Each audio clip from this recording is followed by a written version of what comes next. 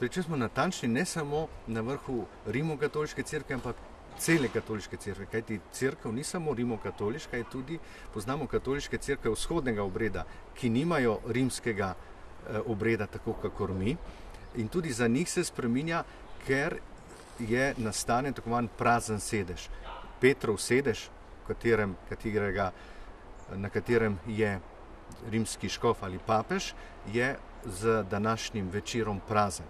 In seveda to pomeni, da stečejo vse priprave za volitve novega papeža. Lahko bi to stanje primerjali s stanjem, ko umre papež.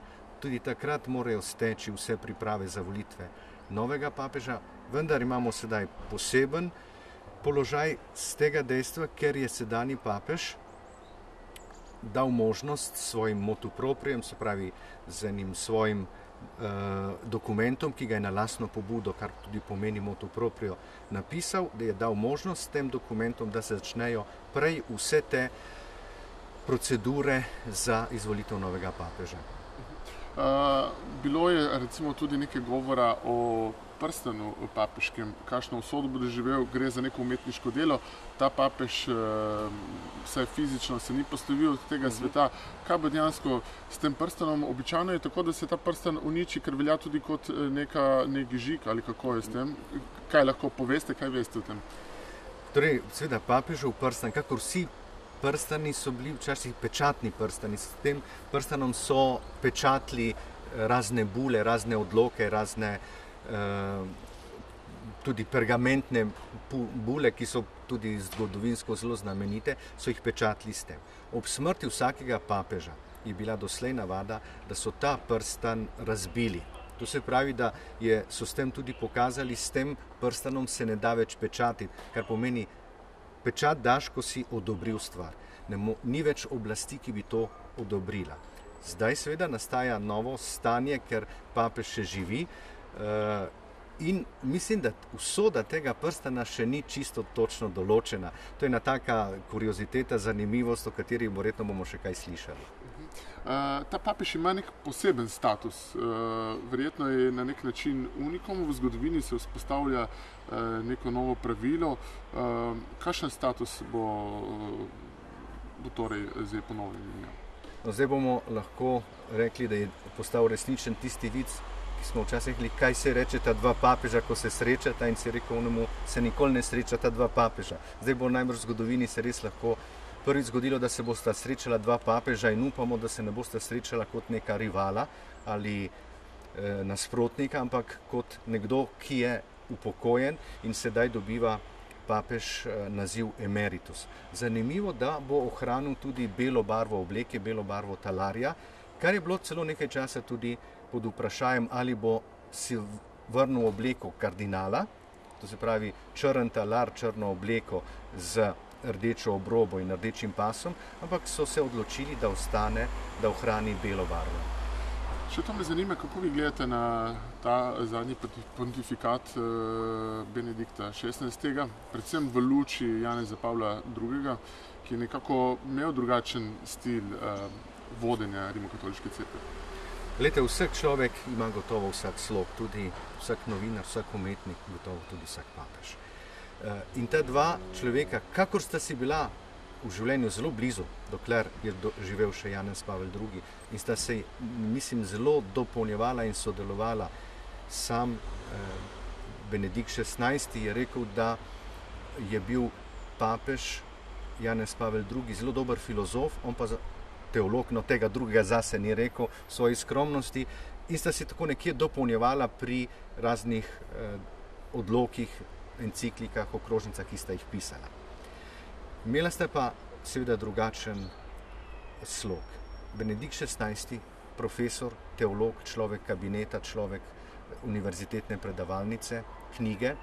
Janez Pavel II, človek, ki je bil igralec, ki je igral, vendar ne da bi igral v smislu, da bi se pretvarjal, ampak da je svojo vlogo Petrovega naslednjega dobro odigral. Človek, ki je užival v stiku z ljudmi, ki so ga množice nekje poživile in on množice. Pri Benediktu XVI sem imel zmeraj tako vtis, kakor da se on umika od množic, da mu je morda nerodno, ko svoje pove, se profesor umakne v kabinet in premišljuje in načrtuje naprej. Tako ti sem imel tudi jaz pri Benediktu in tukaj vidimo nekako sta ta dva človeka bila zelo različna. Katere so tiste nove zadolžitve oziroma nove, tiste, ki so prednostne, prioritetne? Recimo, vi opazujete, kako se cerkev razvija in raste tudi, ne vem, po drugih kontinentih in tako naprej. Veliko je tudi nekih izzivov povezanih z nekimi novimi odkritji, s tem sodobnim svetom. Katere bi morali biti tiste prioritete, katerih bi se moral lotiti novi papež? Gotovo novi papež, pa naj bo prišel od kodarkoli, bo moral upoštevati, da se število katoličanov v Evropi nekje zmanjšuje, da pa raste v Afriki, v Aziji in da je Latinska Amerika največji kontinent katoliške vere. To brez tega ne bo mogel. In mislim, da bo tudi to moralo iti še bolj naprej, kako njihove elemente vključevati tudi v naše bogoslužje, v naše maše, kako stvari, kje nas oni lahko obogatijo. To razmišljanje bo odslej moralo biti še bolj navzoče v cerkvi. Ne da zdaj ni bilo, bo pa moralo biti še bolj navzoče.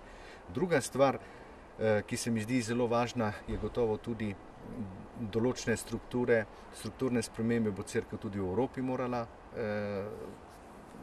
kajti, kot sem rekel, število duhovnikov se tukaj manjša, v nasprotju z drugimi kontinenti, kjer se število vernikov in duhovnikov veža. To je izziv za novega papeža, ki bo ostal. Osebno pa nekje mislim, da bo novi papež, pa ne samo on, vsi predstavniki, zlasti višji predstavniki cerkve, morali nekje misliti to, kako bi sodobnemu človeku na eni strani ohranili dialog s sodobnim svetom, ki se tako hitro spreminja. V tem stalnem dialogu iskati neko sožitje s tem svetom, s to kulturo, ki vedno znova se res danes spreminja. Druga stvar, ki se mi zdi pa morda še bolj bistvena, pa je to, kako temu sodobnemu človeku, ki so ga na eni strani ga pesti naglica, ima neurejene odnose, velikokrat živi brez enega življenjskega smisla, kako mu pokazati to neskončno ljubečo držo, ki jo ima Bog do človeka, kajti moj vtis je, da številni ljudje danes vidijo v cerkvi bolj nekoga, ki prepoveduje, ki zapoveduje, ki ne daje ti svobode, ne daje pa tega občutka, da ne posreduje te misli, tega sporočila,